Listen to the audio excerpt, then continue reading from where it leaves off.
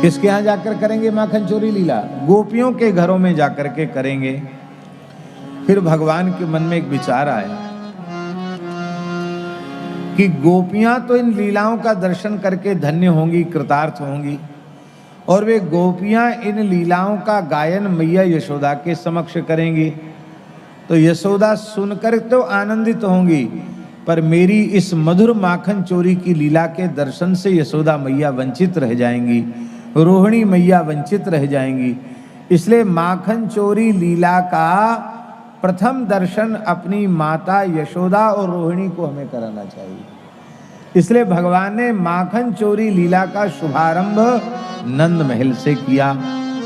और एक भाव और भी है, चोरी का काम बहुत कठिन काम है, इसमें पूर्वाभ्यास की आवश्यकता पड़ती है।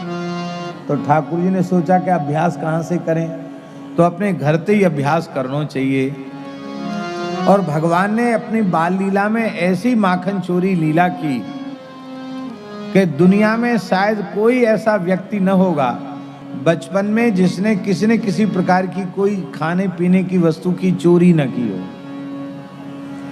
भले ही कोई झूठ बोले तो बोल जाए, लेकिन हमारा विश्वास ऐसा है कि प्रत्येक व्यक्ति कभी न कभी बालक होता है और बालक अवस्था में कोई न कोई चीज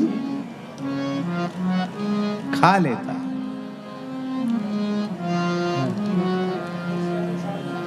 हाँ, शक्कर, हाँ जी,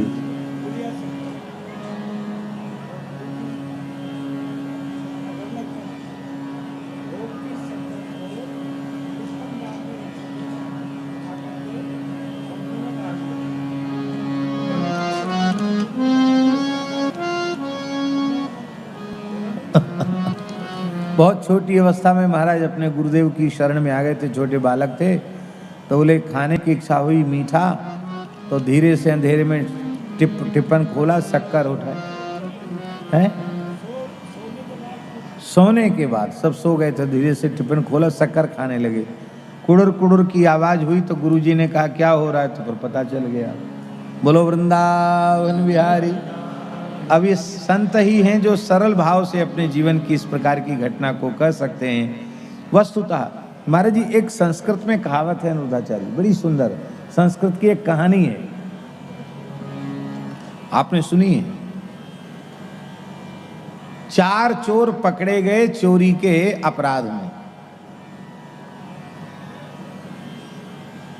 बड़े अपराधी थे, इसलिए राजा ने कहा कि कई बार इनको दंड दे चुके हैं, जेल की हवा खा चुके हैं, पर सुधरते नहीं है, चोरी डकैती करने से बाज नहीं आते हैं। तो अब की बार इनको तो बस इनकी जीवन लीला समाप्त कर दो। राजा ने कहा कि सबको फांसी पर चढ़ा दो। सबको फांसी पर, सूली पर चढ़ाने के राजा ने आज्ञा दे दी, आदेश दे दिया।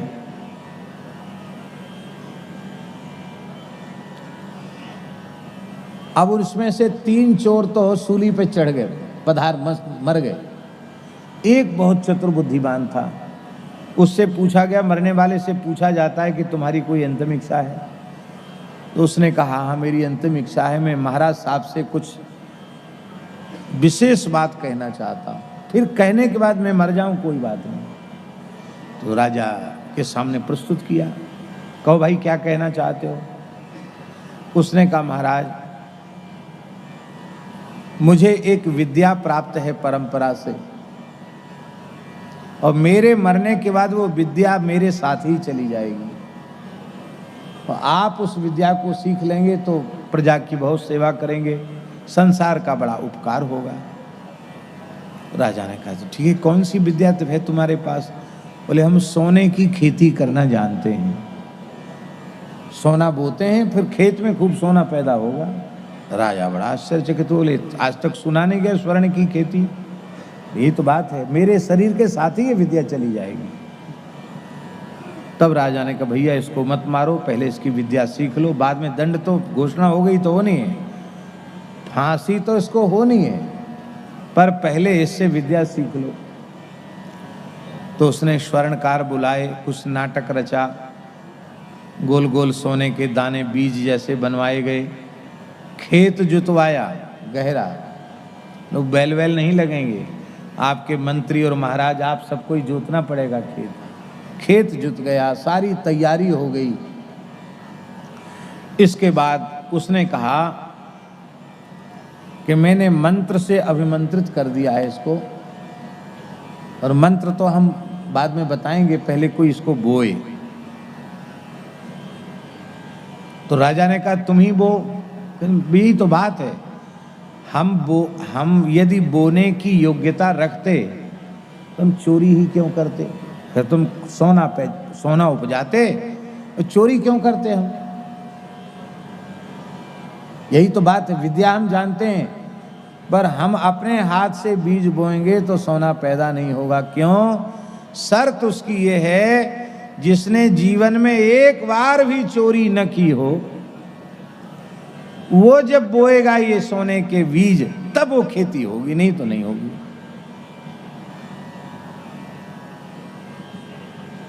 हम कहीं भाग थोड़ी रहे, हम तो यही हैं। तो आपके प्रजा में बहुत से लोग बड़े धर्मात्मा हैं, बड़े न्यायवादी हैं, इनमें से किसी को भी चयन कर लीजिए, वो बो दे। राजा ने सोचा कि किसको कहें, सबसे पवित्र आत्मा तो हमारे पुरोहित जी हैं।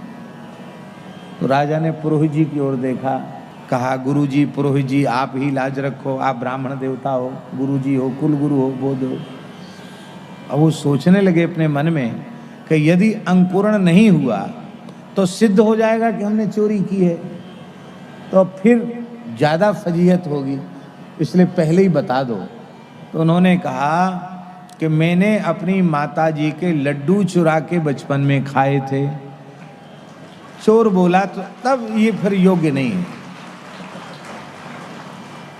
ऐसी मंत्री ने भी अपनी बचपन में चोरी स्वीकार कर ली, कोषाध्यक्ष खजांची ने भी चोरी स्वीकार कर ली, कहाँ तक कहें जो दंडाधिकारी थे, न्यायाधीश, उन्होंने भी बचपन में अपनी कोई चोरी स्वीकार कर ली। सबने चोरी स्वीकार कर ली। जिसको राजा ने देखा, अंत में चोर ने हाथ जोड़कर कहा, महाराज राजा तो भगवान के समान होता है, आप अपने हाथ से बोएं, किसी की जरूरत नहीं है। राजा बोला कि देखो भाई, बात ये है, हम भी जब बच्चे थे तब हमने दूध के ऊपर की मोटी मोटी मलाई चुरा के खा ली थी। अरे आप राजा हैं, आपके घर में कोई कमी नहीं, आपने भी चोरी करके खा लिया। हम तो पहले से ही चोर हैं, प्रमाणित चोर हैं, पर आप सब भी चोर हैं। तो उसने कहा यदि सर्वे चौरा तत्कथम अहमेव बधारहा। उसने कहा यदि सभी चोर हैं तो फिर दंड केवल अकेले हमको क्यों? सबको फांसी पर चढ़ाना चाहिए। सब हंसते हंसते लोटपोट हो गए। बोले भाई है बहुत चतुर, ऐसे बुद्धिमान आदमी को मारना नहीं चाहिए। तो राजा ने उसको अपने मंत्रिमंडल में सम्मिलित कर लिया और उसको फिर पढ़ा लिखा करके योग्य बनाया। ऐसी एक संस्कृत की कहानी है। तो श्री ठाकुर जी की यह जो मधुर बाल लीला है, इसमें चोरी की बात वह विशुद्ध बाल लीला है। उसमें कोई ऐसा नहीं है जिसने बचपन में कोई न कोई चोरी न की हो। खाने पीने की ही वस्तु चोरी करते हैं। अब कुछ कुसंस्कारी होते हैं, वे रुपया आदि की भी चोरी करने की बात सोचते, पर रुपया प्राय अच्छे घरों के बालक रुपया पैसे की चोरी नहीं करते हैं। वे खाने पीने की वस्तु तो बालक हैं, बालक होने के नाते वो ले लेते हैं, उसमें कोई दोष नहीं है। तो श्री बालकृष्ण प्रभु, उन्होंने अपनी मैया यशोदा को सबसे पहले यह विचार किया कि अपनी मैया को मैं माखन चोरी लीला का दर्शन कराऊं। माई मेरे श्याम